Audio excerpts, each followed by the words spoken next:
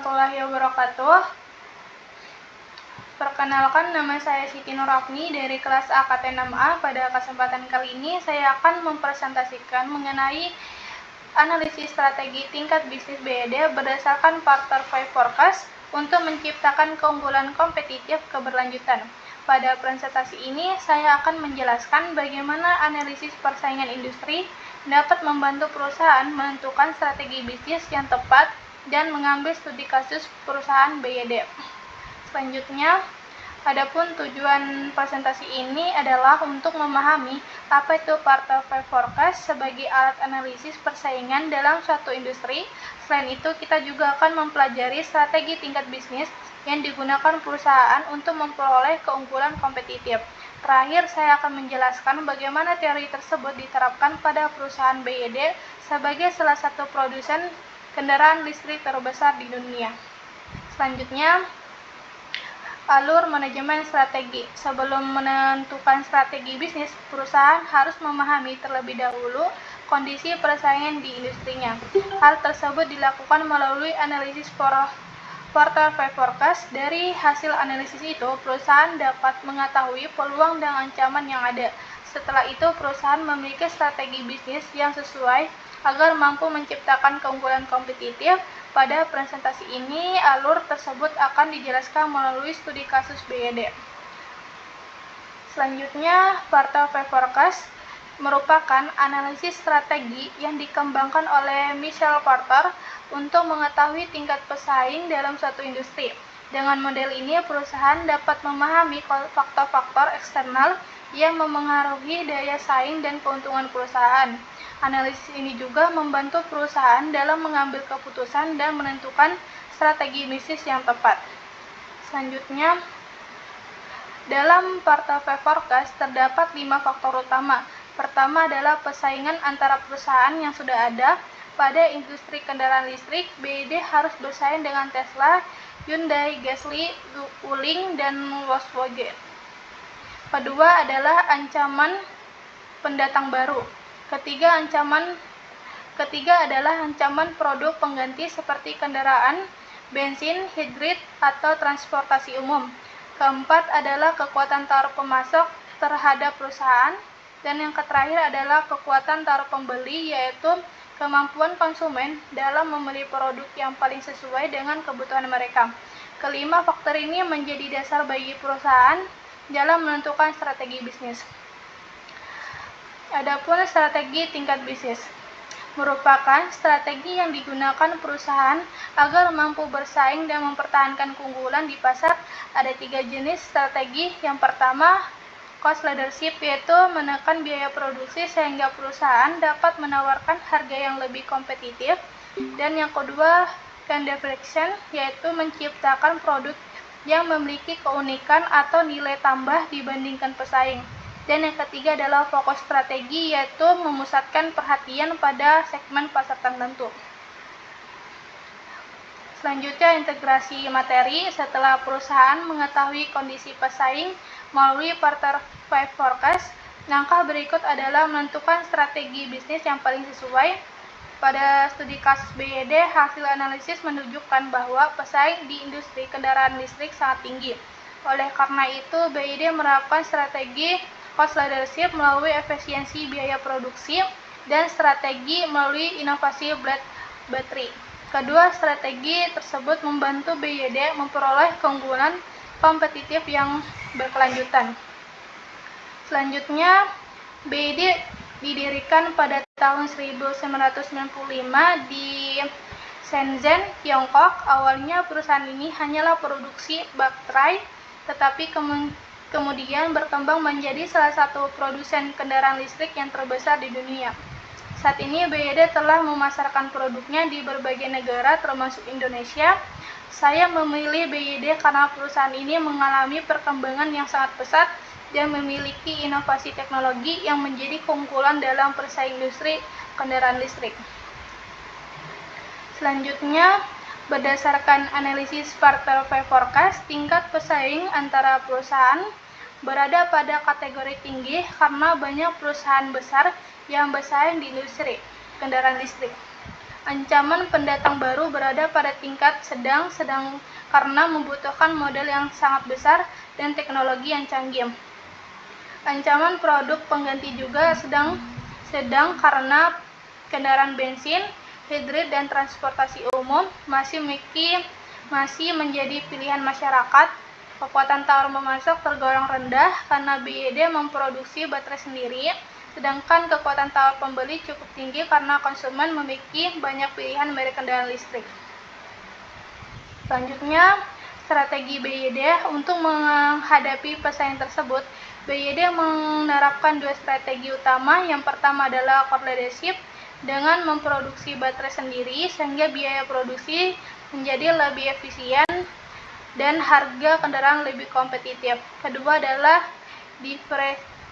differentiation melalui pengembangan teknologi blood butter yang lebih aman, berkualitas, dan inovatif. Strategi ini mampu meningkatkan pasar dan pesaing dengan perusahaan kendaraan listrik lainnya. Selanjutnya, dari hasil analisis dapat disimpulkan bahwa pesaing di industri kendaraan listrik sangat ketat. Oleh karena itu, BYD harus mempertahankan strategi yang harus diterapkan. Selain itu, perusahaan juga disarankan untuk meningkatkan investasi pada riset dan pengembangan, memperluas layanan purna jual, mengembangkan teknologi baterai yang lebih ramah lingkungan, serta memperkuat kerjasama dengan pemerintahan maupun mitra bisnis agar tetap mampu bersaing di masa depan.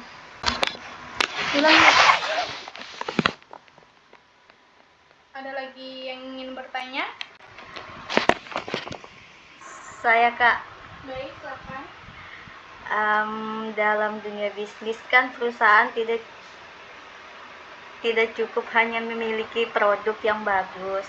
Jadi perusahaan apa yang kondisi persaingannya agar dapat menentukan strategi yang tepat dan mampu bertahan dalam jangka panjang? Saya jawab langsung ya. Karena setiap perusahaan menghadapi tingkat pesaing yang berbeda. Jika perusahaan tidak memahami kondisi pesaing, strategi yang dipilih bisa menjadi kurang tepat. Dengan menggunakan analisis portfolio forecast, perusahaan dapat mengetahui peluang, ancaman, kekuatan pesaing, pemasok, dan pembeli. Dari hasil analisis tersebut, perusahaan dapat menentukan strategi yang paling sesuai agar tetap mampu bersaing dan berkembang dalam jangka panjang.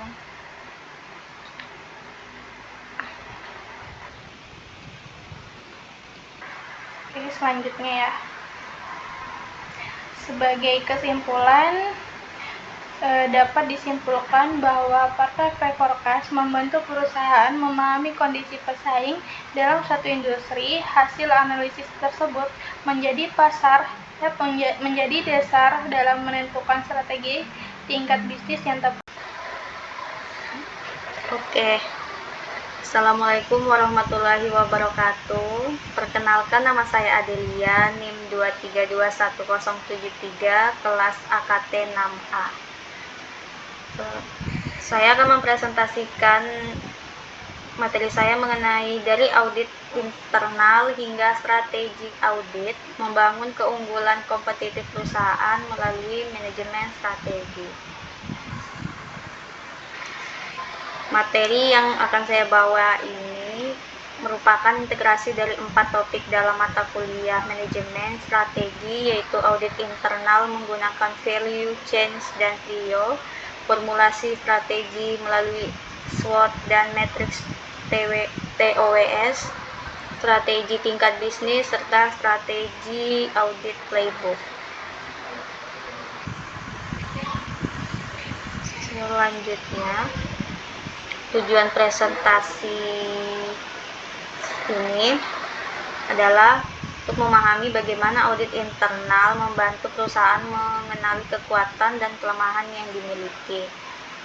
Yang kedua, tujuannya untuk memahami bagaimana hasil audit internal tersebut digunakan dalam analisis SWOT dan matriks TOWS untuk menghasilkan strategi yang tepat. Yang ketiga, memahami strategi tingkat bisnis untuk menciptakan keunggulan kompetitif. Dan yang keempat, menjelaskan bagaimana strategi audit digunakan dalam mengevaluasi keberhasilan strategi perusahaan. Keempat materi ini merupakan satu rangkaian proses dalam manajemen strategi, mulai dari menganalisis kondisi perusahaan hingga mengevaluasi keberhasilan strategi yang telah diterapkan. Selanjutnya, alur manajemen strategi.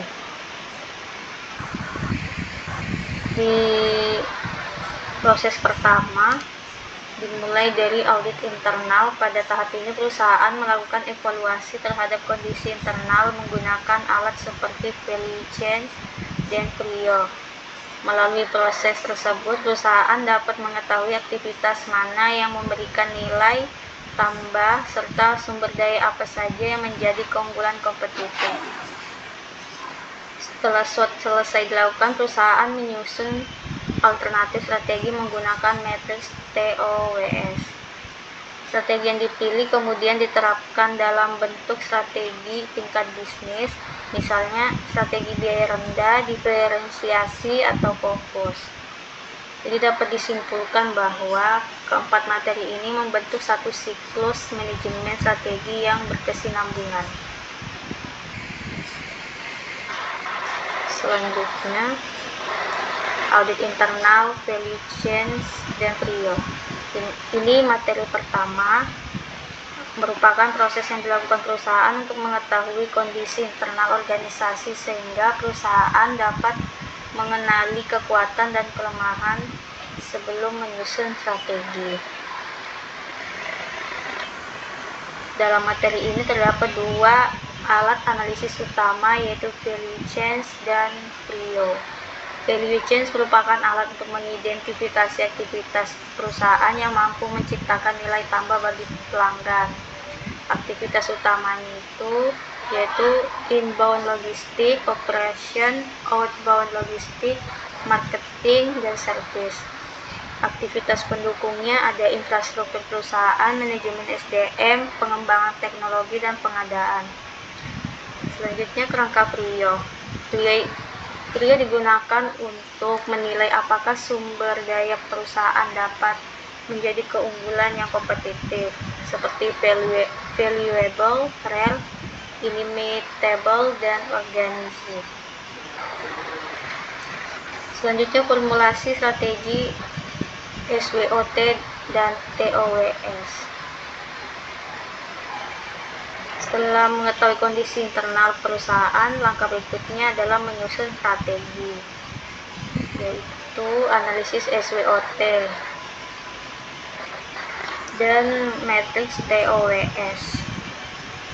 Agar hasil analisis tersebut dapat diterapkan menjadi strategi nyata, gunakan matriks TOWS. Dalam matriks TOWS terdapat 4 alternatif strategi, yaitu SO strategi, WO strategi, ST strategi, dan WT strategi. Di analisis SWOT ada strength, weakness, opportunity, dan threats. Dengan demikian, SWOT berfungsi sebagai alat analisis, sedangkan matriks TOWS menjadi alat untuk memutuskan strategi perusahaan. Selanjutnya, strategi tingkat bisnis.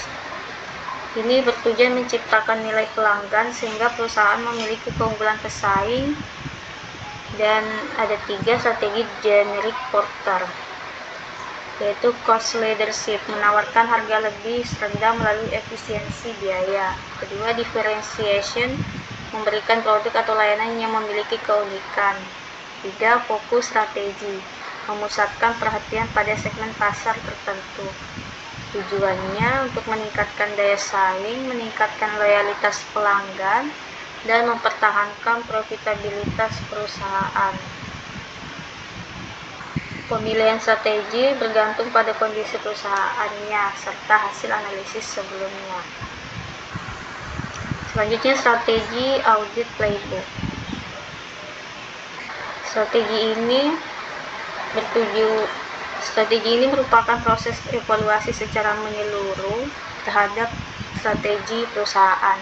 Tahapannya itu ya mengevaluasi lingkungan internal dan eksternal, menilai kesesuaian strategi, mengukur pencapaian tujuan, mengidentifikasi penyimpangan, dan memberikan rekomendasi perbaikan.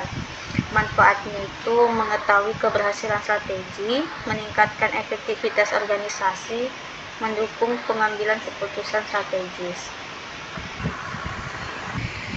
Selanjutnya, integrasi pada keempat materi. Di slide ini, audit internal menjadi langkah awal untuk mengetahui kondisi internal perusahaan melalui valuation dan PRIO. Selanjutnya, matriks TOWS digunakan untuk merumuskan alternatif strategi yang paling sesuai. Strategi yang dipilih kemudian diterapkan dalam bentuk strategi tingkat bisnis agar perusahaan mampu memperoleh keunggulan kompetitif. Terakhir, strategi audit dilakukan untuk mengevaluasi apakah strategi tersebut telah berjalan secara efektif. Dengan demikian, keempat materi ini merupakan satu proses yang saling berkaitan, mulai dari analisis, perumusan strategi, implementasi, hingga evaluasi. Selanjutnya, untuk memperjelas penerapan teori, saya menggunakan PT Bank Sentral Asia Tbk atau BCA sebagai studi kasus. BCA merupakan salah satu bisnis swasta terbesar di Indonesia yang memiliki reputasi baik, layanan digital yang kuat, serta tingkat kepercayaan nasabah yang tinggi.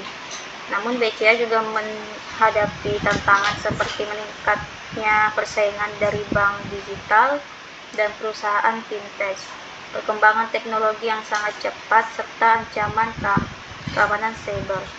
Oleh karena itu, perusahaan harus menyusun strategi yang tepat agar tetap mempertahankan keunggulan kompetitifnya.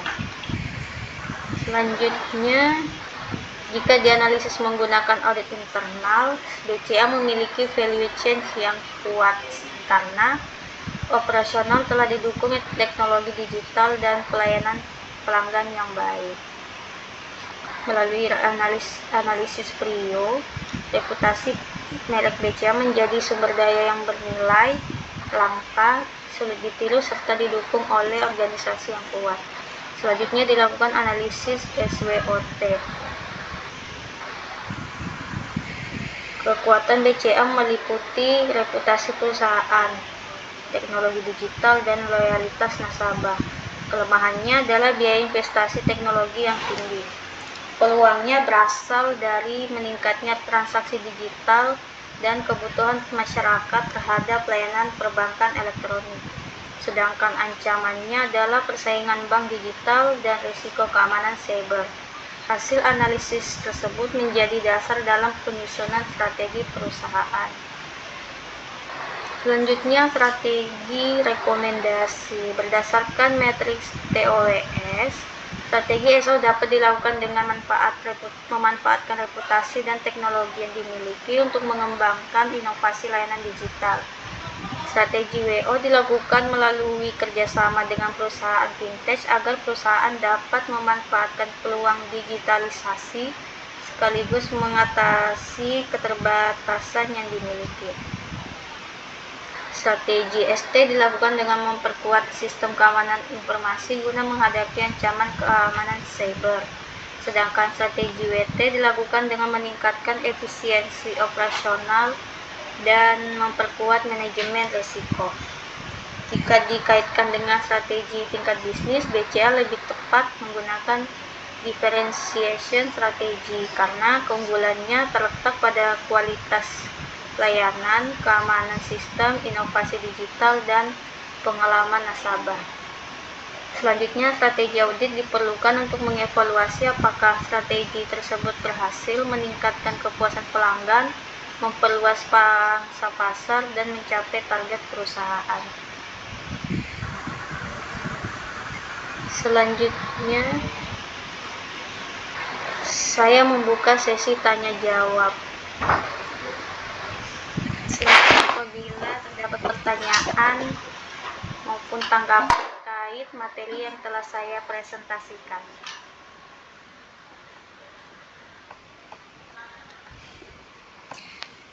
Izin, saya ingin bertanya. Ya.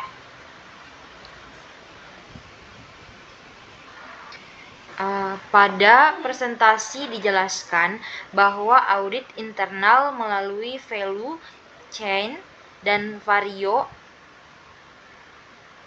menjadi dasar dalam penyusunan strategi.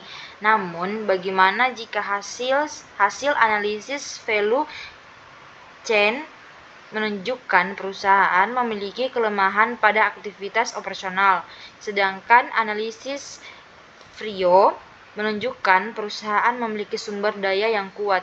Kondisi seperti ini sebaiknya diprioritaskan bagaimana dalam penyusunan strategi.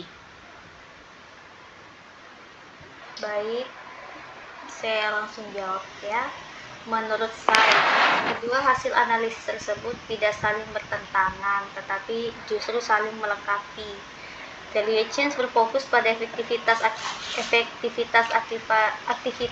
bisnis sehari-hari, sedangkan vario itu menilai apakah sumber daya perusahaan dapat menjadi keunggulan kompetitif. Apabila operasional masih memiliki kelemahan, tetapi perusahaan mempunyai sumber daya yang kuat, maka strategi yang dipilih sebaiknya memanfaatkan keunggulan sumber daya tersebut untuk memperbaiki aktivitas operasional. Sebagai contoh, pada BCA, perusahaan memiliki reputasi yang kuat, teknologi yang baik, dan SDM yang kompeten.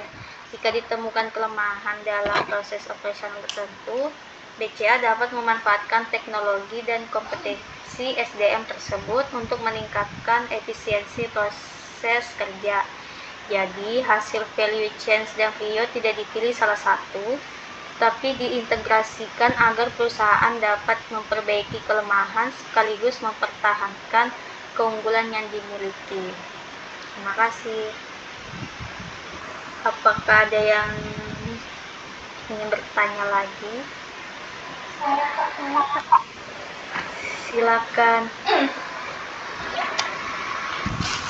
Yang studi kasus BCA, Anda menyimpulkan bahwa strategi yang paling tepat adalah devaluation strategi. Mengapa bukan cost leadership? Mengingat banyak bank digital saat ini menawarkan biaya administrasi yang lebih rendah, bahkan gratis. Terima kasih atas pertanyaannya. Saya memilih differentiation strategi karena karakteristik BCA memang lebih menonjol pada kualitas layanan dibandingkan persaingan harga. Keunggulan utama BCA bukan hanya biaya transaksi, tetapi juga kemudahan penggunaan aplikasi, kecepatan layanan, jaringan ATM yang luas, keamanan sistem, serta tingkat kepercayaan nasabah yang tinggi. Apabila BCA memaksakan cost leadership, perusahaan harus terus menekan biaya agar mampu bersaing dengan baik dengan bank digital. Hal tersebut berpotensi mengurangi kualitas layanan yang selama ini menjadi keunggulan BCA. Sebaliknya, melalui differentiation strategi, BCA dapat mempertahankan nilai tambah yang sulit ditiru oleh pesaing, sehingga nasabah tetap memilih BCA meskipun terdapat alternatif dengan biaya yang lebih murah. Oleh karena itu, menurut saya strategi diferensiasi lebih sesuai dengan kondisi dan keunggulan kompetitif yang dimiliki BCA. Bagaimana? Apakah terjawab?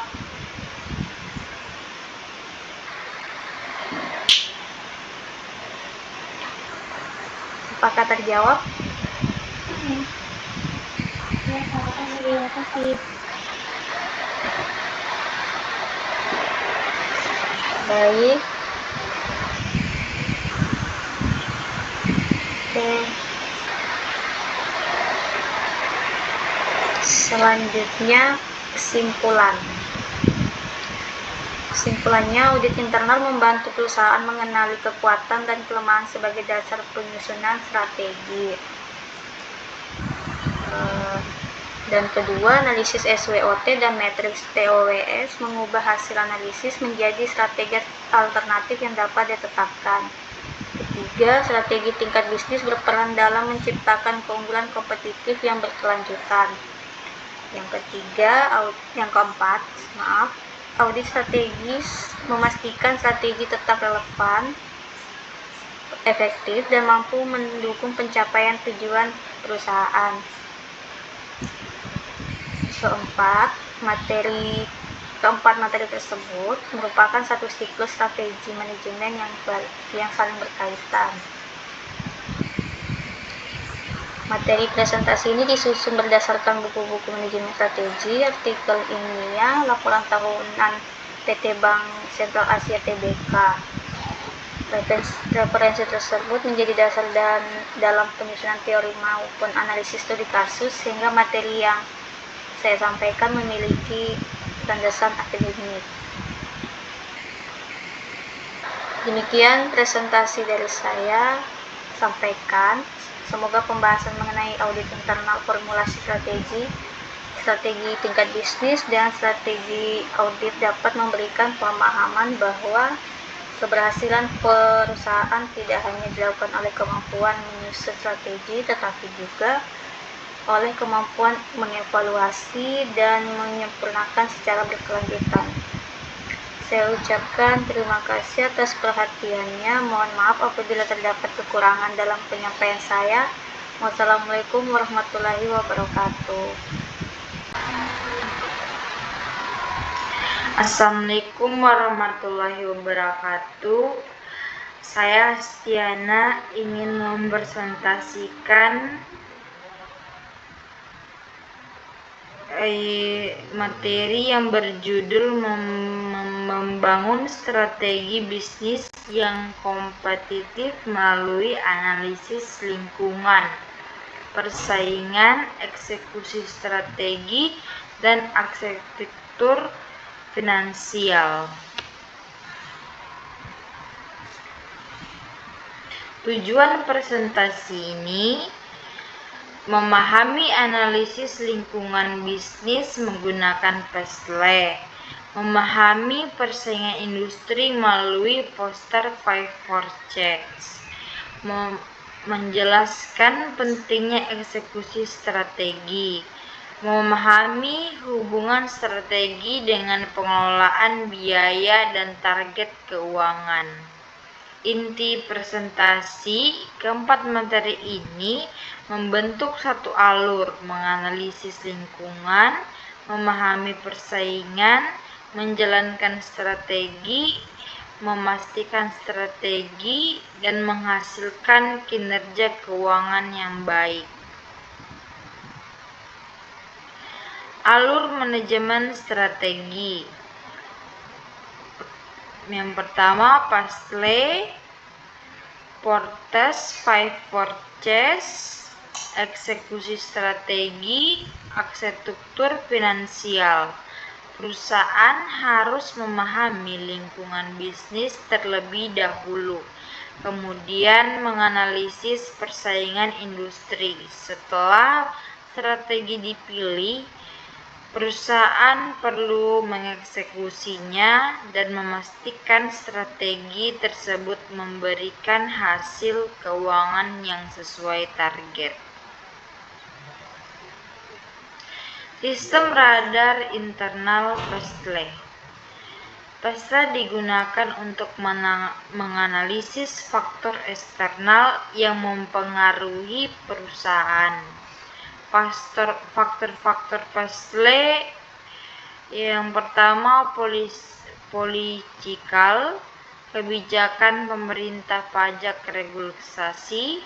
Yang kedua, ekonomi, yaitu inflasi, suku bunga, dan gaya beli. Yang ketiga, sosial, gaya hidup, demografi, dan tren konsumen. Yang keempat, teknologikal, yaitu digitalisasi, AI, inovasi. Yang kelima, legal, hukum dan perizinan. Yang keenam itu environmental, isu lingkungan dan keberlanjutan. Manfaatnya mengidentifikasi peluang bisnis, mendeteksi ancaman lebih awal, membantu pengambilan keputusan strategi.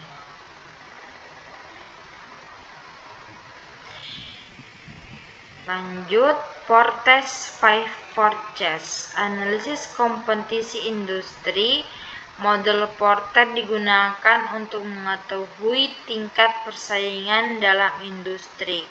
5 kekuatan Porternya: yang pertama, ancaman pendatang baru; yang kedua, daya tawar pemasok; yang ketiga, daya tawar pembeli; yang keempat, ancaman produksi substitusi; yang kelima, persaingan antar kompetitor. Bertujuan mengetahui apakah suatu industri menarik dan bagaimana perusahaan dapat memenangkan persaingan. Arsitektur eksekusi strategi, yaitu mengubah strategi menjadi tindakan. Strategi yang baik tidak akan berhasil tanpa eksekusi yang efektif. Komponen eksekusi strategi: yang pertama, penetapan tujuan; yang kedua, pembagian tugas; yang ketiga, KPI; yang keempat, komunikasi strategi; yang kelima, monitoring dan evaluasi. Kunci keberhasilannya: SDM kompeten, kepemimpinan yang kuat, dan koordinasi yang baik. Arsitektur finansial, strategi ABC dan target keuangan. Arsitektur finansial memastikan strategi perusahaan didukung oleh pengelolaan biaya dan target keuangan. ABC menghitung biaya berdasarkan aktivitas yang benar-benar menggunakan sumber daya manfaat ABC, yaitu mengetahui biaya secara lebih akurat, mengurangi pemborosan, mendukung keputusan strategis. Target keuangannya membutuhkan pendapatan, laba, ROI, dan efisiensi biaya. Integrasi materi, yaitu Paisley adalah peluang dan ancaman. Kalau Porter, persaingan industri; eksekusi implementasi strategi; sedangkan finansial, kinerja dan target. Keempat materi membentuk satu proses manajemen strategi yang saling berhubungan. Studi kasus: PT Telkom Indonesia Persero Tbk. Telkom menghadapi transformasi digital dan persaingan yang semakin ketat. Permasalahannya persaingan operator seluler, persaingan layanan cloud, pengembangan AI, tuntutan peningkatan kualitas layanan. Analisis kasus: yang pertama, Paisley. Teknologi digital dikembangkan secara cepat, kebutuhan internetnya meningkat, regulasi telekomunikasi berubah.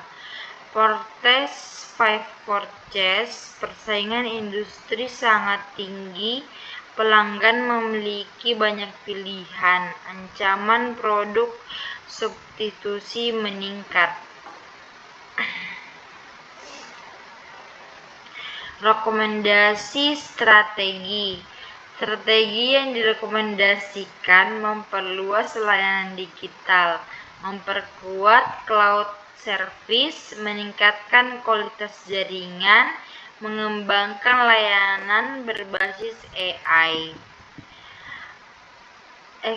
Eksekusi strategi. Yang pertama, menetapkan KPI, yang kedua, pelatihan SDM, yang ketiga, monitoring proyek digital. Target keuangan yaitu pertumbuhan pendapatan digital, peningkatan laba, efisiensi biaya operasional. Saya membuka sesi tanya jawab. Apakah ada yang ingin bertanya?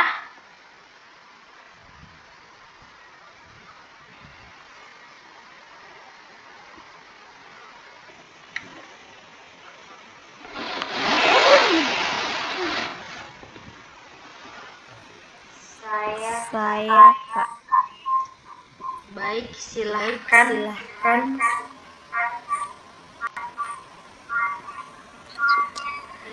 Jika suatu perusahaan telah memiliki strategi yang baik, tetapi target keuangannya tidak tercapai, menurut Anda, faktor mana yang lebih berpengaruh? Analisis lingkungan yang kurang tepat, tingginya persaingan industri, atau lemahnya eksekusi strategi, dan alasannya.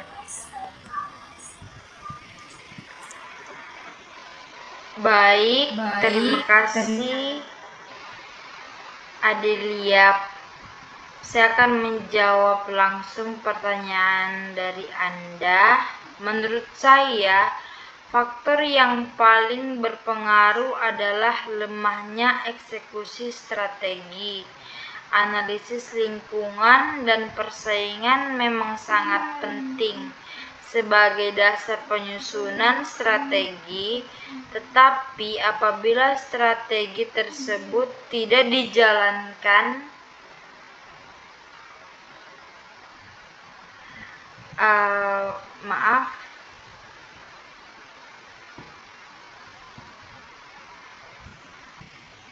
secara konsisten, target keuangan tetap sulit dicapai.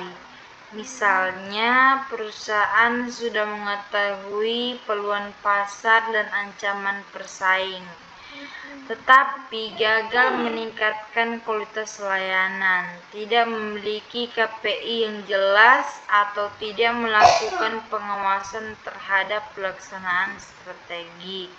Akibatnya, efisiensi biaya, pertumbuhan pendapatan, dan laba tidak sesuai dengan target. Dengan kata lain, strategi yang baik harus diikuti oleh eksekusi yang efektif agar memberikan hasil keuangan yang optimal. Ada lagi yang ingin bertanya?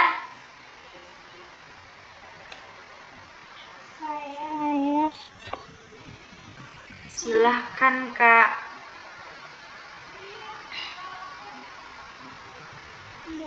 Dalam studi kasus BCA, ada penyimpanan bahwa strategi yang paling tepat adalah depreciation strategi. Mengapa bukan cost leadership? Mengingat banyak bank digital saat ini menawarkan biaya administrasi yang lebih rendah bahkan gratis.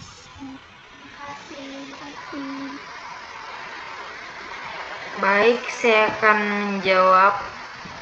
Melakukan analisis Paisley dan Porter's 5-4C hanya menghasilkan informasi untuk menyusun strategi, tetapi tidak menjamin keberhasilan perusahaannya.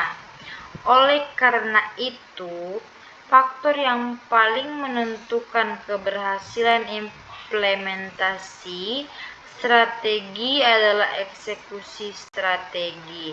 Strategi yang baik harus didukung oleh penetapan KPI, koordinasi yang efektif, kepemimpinan yang kuat, serta evaluasi secara berkala agar dapat menyesuaikan diri dengan perubahan lingkungan bisnis.